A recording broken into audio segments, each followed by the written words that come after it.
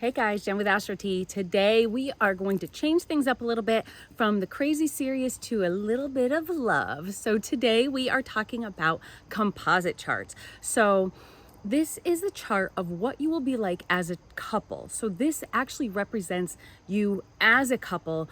It's like a natal chart of your relationship. So it's not a chart for each individual in the relationship. It's for the actual relationship itself. The we or the us in the relationship. So it's not quite like a horary of the first date, but a melding together of each person's birth chart using midpoints. So it is the point in between. So if you say one person is a Capricorn and the other person is a Cancer, it's the midpoint in between the two.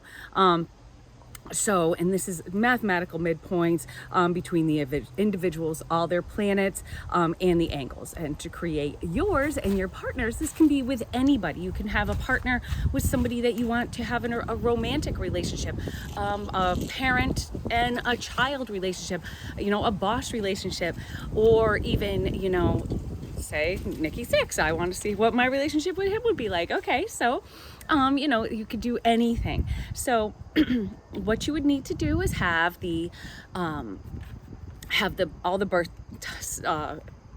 information that you would have in a regular natal chart, and that would be each individual in the relationships, their birth time, place, and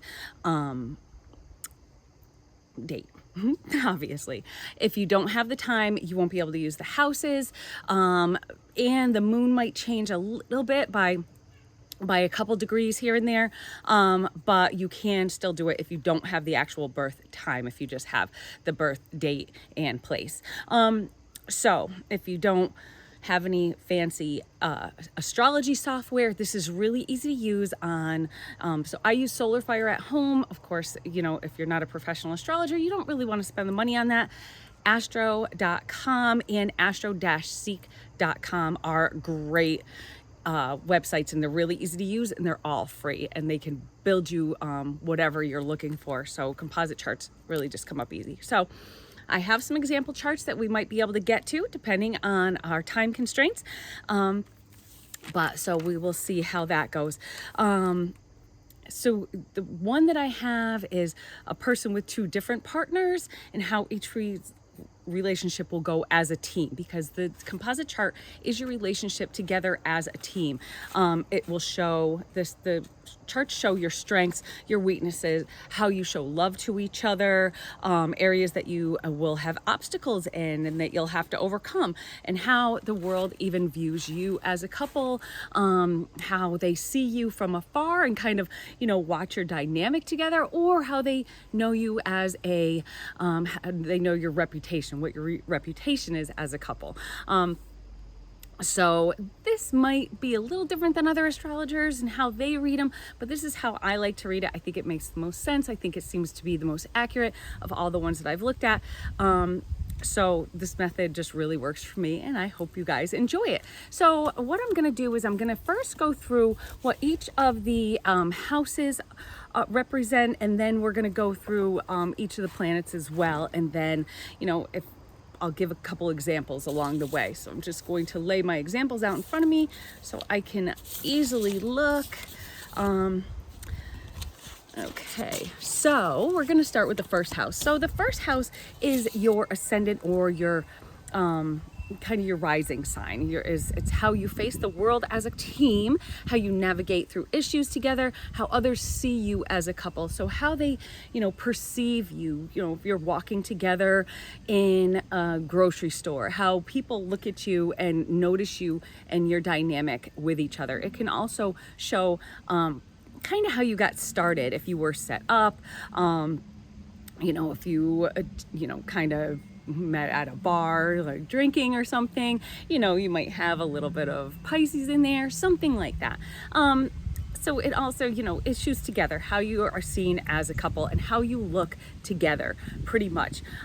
Then we go on to the second house. The second house is your finances and the things you accumulate together. So what you have as a couple, like kind of what you build around you, how you'll do financially as a couple. So if you have, Saturn in that, or, Capricorn, it shows that you work really hard and things might take a little time to accumulate, but it will get there when you put in the hard work. If you have, say, Jupiter, or Sagittarius, Sagittarius could be that you change around your mind a lot.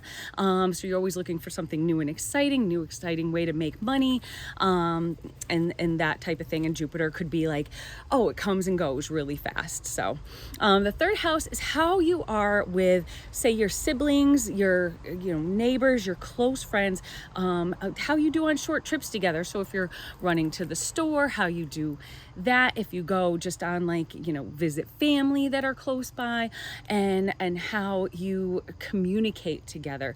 So the third house is a lot about your communication. So you want to have that, if you have that in with, say, Gemini, for instance, that's a Mercury ruled house. And you also want to look where Mercury is in the aspects to it, of course. But so basically that's what that house entails. The fourth house is pretty much your home base. It's your morals together. It's your joint traditions. So new things that you might not have done as a single couple, but new things that you're going to start up as a couple together. Even, if it's a work relationship, even it could be something, something that you do together. Like every morning we do this, and this is how we start the day. If it's with a child, maybe it's a special saying that you have to each other. So it's kind of, it can be anything. It's that routine. It's that, not routine as much as just your traditions and things, your family dynamics and how you work together with your families and interact with your families. So if you do have anything negative in there, that could mean that you maybe don't get along with your families, or don't get along with each other's families too well. There could be some issues there. And it could be showing if you're going to be settled down. So if it's a fixed sign, you could settle down, rather quickly and kind of be those homebodies. And if it's not, then you could be, if it's a mutable sign, you could kind of be more, oh, we want to live on the road or something like that. We like to travel. We have our little RV, and that's how we go. So that could be very a Sagittarian kind of thing. Even maybe, Gemini, in that house, because it likes moving around. It likes learning new things. It likes, it's all over the place, very sporadic. So in the fifth house represents how, what you love to do together, the things that you have fun doing together. Now, this could be something that is completely different than you normally would, say, for instance, so my husband and me, we have a boat. We love going out on the boat together. We love, being near the water. Myself, I hate water, and I would never just look at going to water by myself. That's just not my thing. But together, that is a thing that we do together. So, these are the fun things that you do together, the entertainment, how you have fun, even your sexual dynamics, just those fun things, those entertaining things, places you like to go eat together. This is all like kind of the, those sensual pleasures as well, because this is you have the things that you like to eat, the things you like to create, what those things you like to do. So maybe you make things together, maybe, you do pottery together. So anything like that is like the sixth house, the fifth house. The sixth house is your routines and how you work in your everyday life together. So, if you are living together, if you are working together, how that dynamic works as an everyday, how you get things done. Do you have pets? Do you want pets? Does it show that you're going to have pets as a group? The overall health of your relationship, You know, if there's some bad aspects in there, you could, you know, argue, you could nitpick on each other, you could, you know, just kind of have that underlying, you know, issues there on an everyday basis. Like, oh, he left the top off the toothpaste again. It's driving me crazy. Why can't he just throw his socks into the laundry or something like that? So that's the dynamics there. Then we have the 7th, and that is your partnership. So this is, you know, marriage and, you know, your marital dynamics. Is it going to be a traditional type of, you know, relationship? Say it is as far as a love relationship. So if it's, say, Taurus, that's, you know, pretty steady, pretty, you know, trustworthy, reliable, loyal. But if it's, say, you know, Scorpio, maybe that would be, you know, a little bit different. So maybe you could become a little obsessive about each other. You know, maybe if it is Aquarius, you don't have that normal conventional relationship and things are a little bit unconventional. Maybe you're like, I don't want to have a paper tell me that if I'm married or not. And this is, you know, so that's that Aquarian kind of feel. It's a little bit less, you know, strict, less conservative. It's a little more liberal. In the 8th house, that is your, say, your bills that you accumulate together, the taxes that you have to pay. So it can be death, it can be a cult, your longevity together, any issues that you might have. You know, sometimes it could show where you lack a little bit of trust, or where you question things, where you might feel some anxiety in the relationship, and that is in the 8th house. So, you know, maybe if you have, say, Libra in the 8th house, you might not feel quite so balanced. Maybe because of that air sign, you're thinking a lot.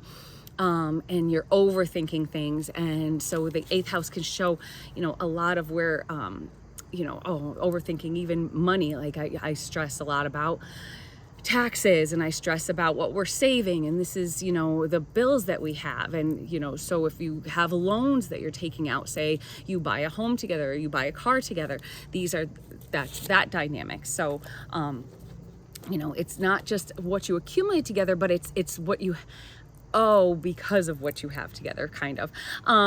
So then we move on to the 9th house. The 9th house is learning from each other. Do you guys like to talk and explain things, and do you really listen to each other and learn off each other? Do you love traveling on long trips together, or do you like learning about different cultures, maybe trying the different food of different cultures?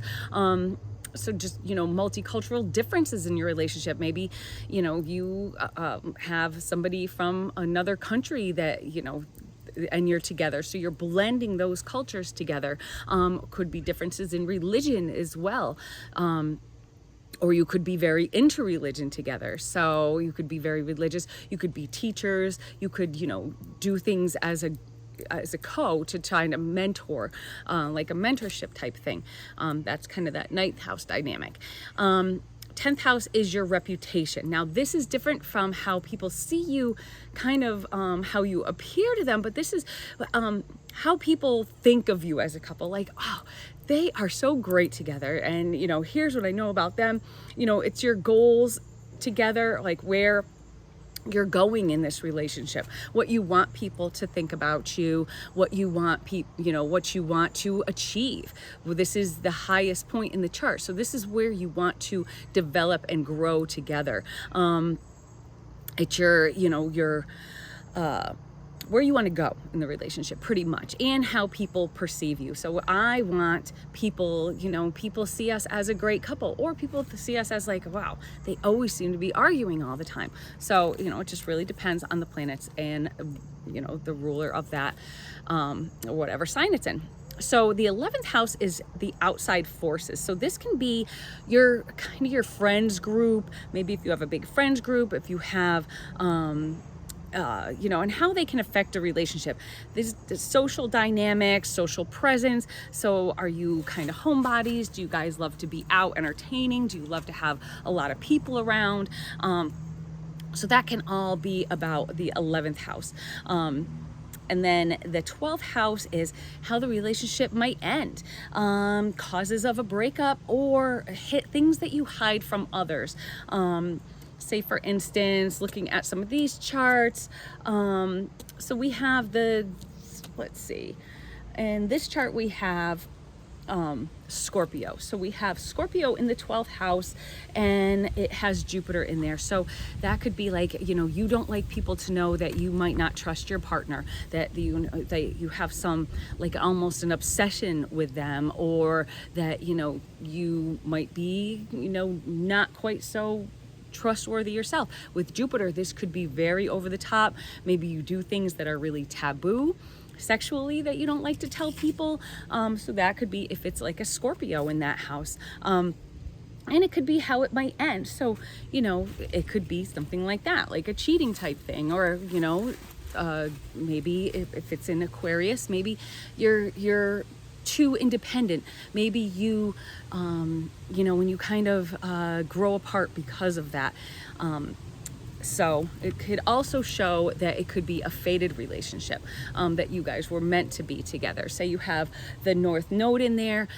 I have a chart here that has Aquarius with the North Node in there. It could be a fated relationship, but you could also be crazy independent, or you could be just rebellious together, do things, really unconventionally together. But it could be that you were meant to be, that you were like soul twin flames. So now getting into a little bit more of the details to kind of add in. So the ascendant ruler is the us. Again, we talked about this, and its condition, you want to always check the dignity and the debilities. Like, is it in a good, is it in a house where it's happy and it has dignity, or is it a house where it has any kind of debilities? It has good aspects like trines or sextiles, or unfortunate or uncomfortable aspects like squares or oppositions. So you want to always check the ruler of the, so in this chart here, I have a Sagittarius rising, and then I have Jupiter, the ruler, so that would be the ascendant, is in the 12th house. So that might be, again, that expansion of things that you might hide upon. You might keep a lot of secrets. So that might be not be a super great placement, and it's not in the best house. So that's kind of what we would consider a negative house. So, that might not be so good. You might hide a lot of secrets from your partner. You might, not be fully settled, or, might hide things from each other, because this is like the whole partnership itself. If it is a business partnership, there could be big things that you hide from each other. So there could be big problems that you kind of keep in the background and you don't discuss, and then things could kind of blow over in a bad way. So you always want to check those aspects. I usually stay with the Ptolemaic aspects instead of adding in all of them. Can get really muddy. So the sun in your relationship is your vitality. It's the vitality of you as a couple together, how and where you shine. So for instance, in one of my charts, I have the sun in the ninth house. So they might love they shine in their travels. Maybe they just love going place to place. Maybe they love being the center of attention. The sun is in places they travel, so maybe they like to take videos and show, like, here's where I am, we're here. This is also in Scorpio. So it really shows the difference the things make. So when it's in Scorpio, okay, we're here, we want to learn everything about this culture, and we're really going to do some deep digging. They also have Jupiter in there, so this is a very huge dynamic part of the relationship. This is where their focus is. This is what they want. It could be teaching. If Jupiter's in there, could very well be teaching. It could be very well that you are very religious together. That could be your passion, that you are very devout in whatever religion that you guys belong to. So that is if wherever your sun might be. The moon is your deep needs, your emotions, kind of the relationship that, you know, what you need out of it, what this team needs together to succeed as a relationship. How the needs are expressed, how they're received from one another, the mood. It's kind of the general mood too of the relationship, and you know, how kind of like, you know, are you always happy together? Are you moody together? And that type of thing. So if you look at one of our charts that we have here, we have the moon in Cancer in the 5th house. So this is, I would say, a genuinely happy mood. They're very caring about each other. So maybe when you see them, they're always just lovey-dovey. Maybe when they're going places together and having fun together, they're holding hands. They're just really showing love to each other, because this moon is in its dignity in Cancer, and it's in the sign of, or in the 5th house, which is doing the things that you love. What do you love doing together? So this could be, you know, things related to the stomach, eating, and, you know, really just enjoying each other in that way, just kind of like being together, just showing love to each other. And that is what really makes you happy in this relationship. So Mercury in your relationship is about communication, how you get along with each other.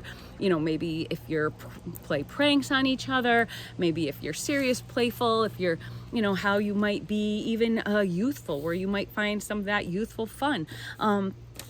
Let's try another chart here. So in this chart that I have, it's in the 10th house. So maybe you really like to talk about your goals and communicate your goals, and together you work to achieve those goals. If you have that good communication, if that Mercury is in a good sign. Now this Mercury in this chart just happens to be in Virgo. So, you know, these people know how to really focus on what's important and talk about what's important to make these goals realities, and to really be able to just, you know, ascend. So you see how it all starts working together once you start adding the planets in. Venus is how you show love. It's your love language as a couple. It's your expression of love. It's your gratitude, your harmony, the balance of the relationship. This Venus, this is all about beauty and harmony. So if we look at this chart, we have that one.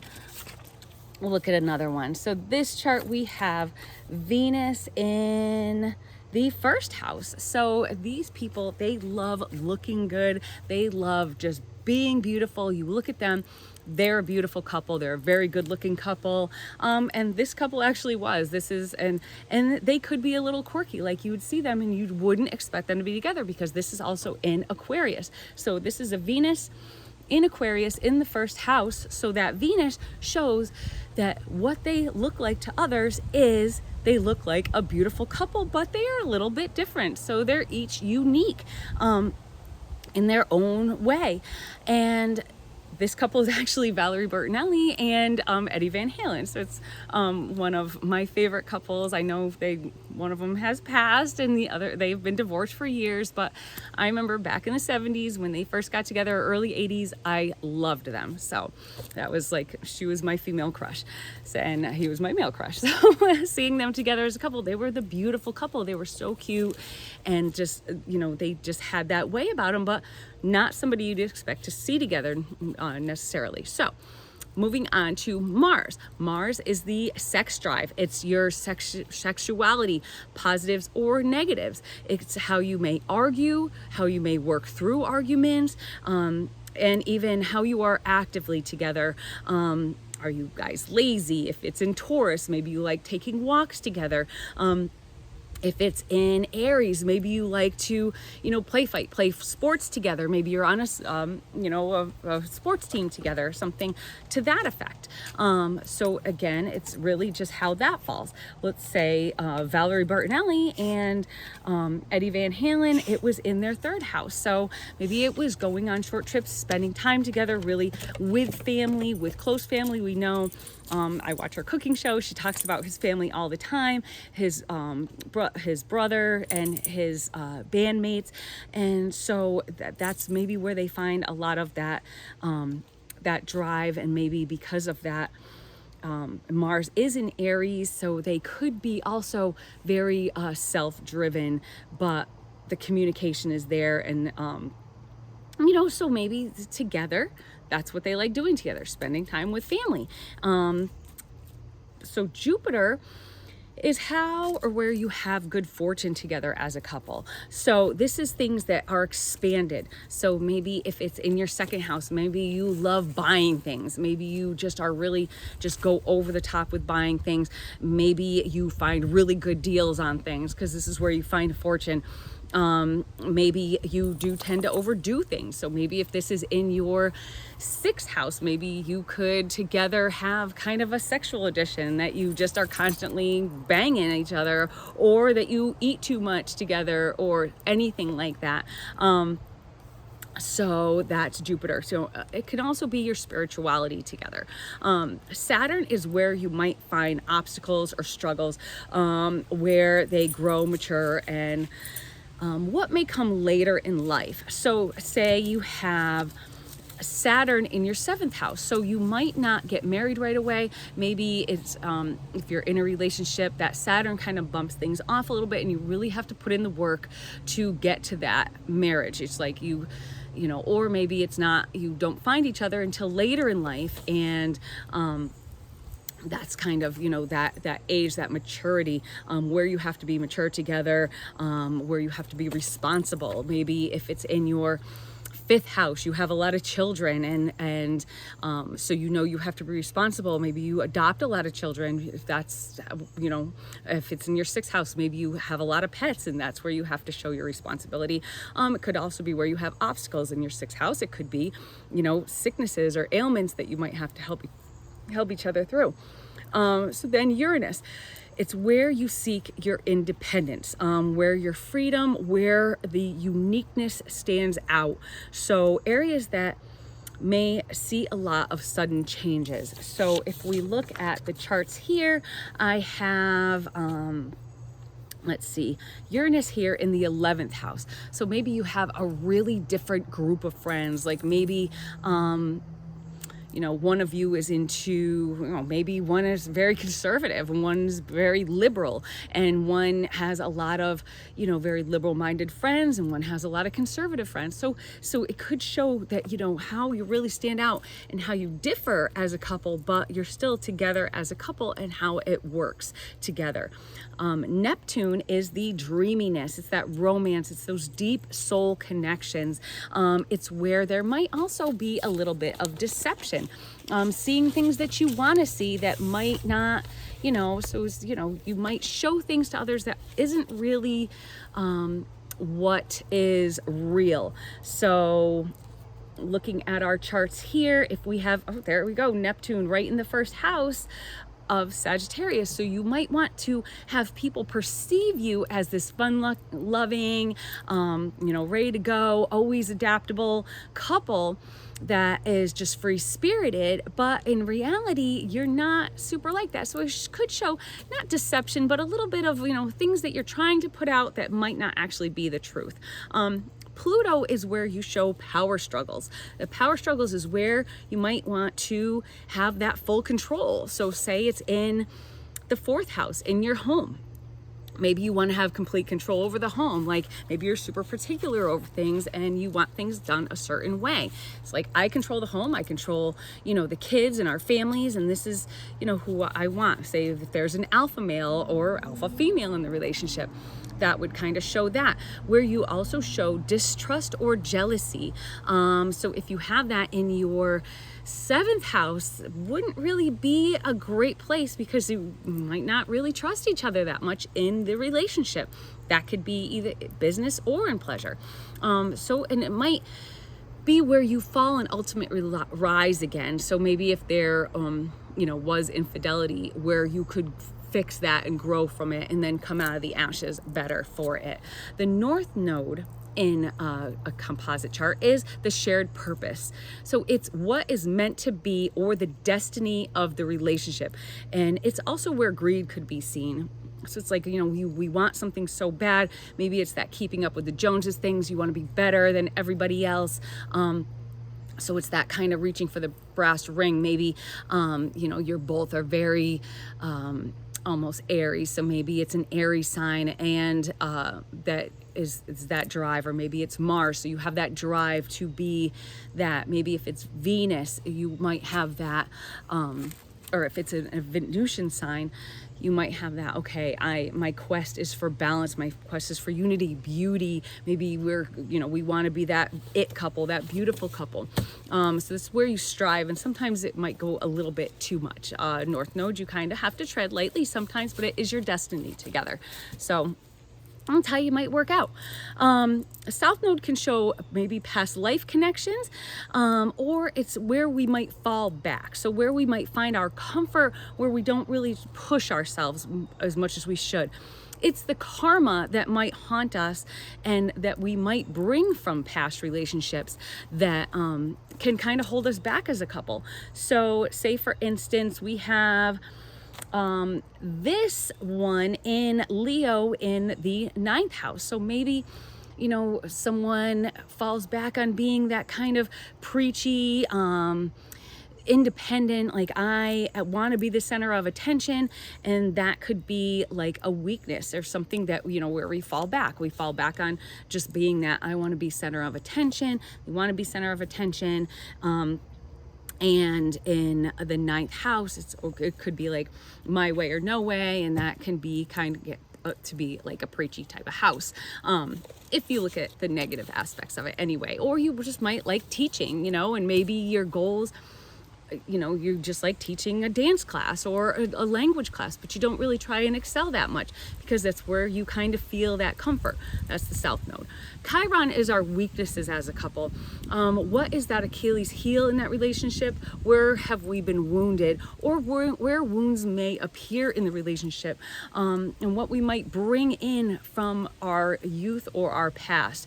So in one of these charts, we have it in Aries. So maybe our weaknesses are that we might be too fiercely independent, or might be too fiercely competitive, or it might be that we spout off easily and get angry easily, have a bad temper. So these could form wounds in us if we don't kind of take care of that. And then we end with Lilith, and Lilith is that black moon. I like adding her in on relationships because she is that rebellious, kind of that dirty girl, kind of that, the side of our hidden desires. So say for instance let's find a good one to end with.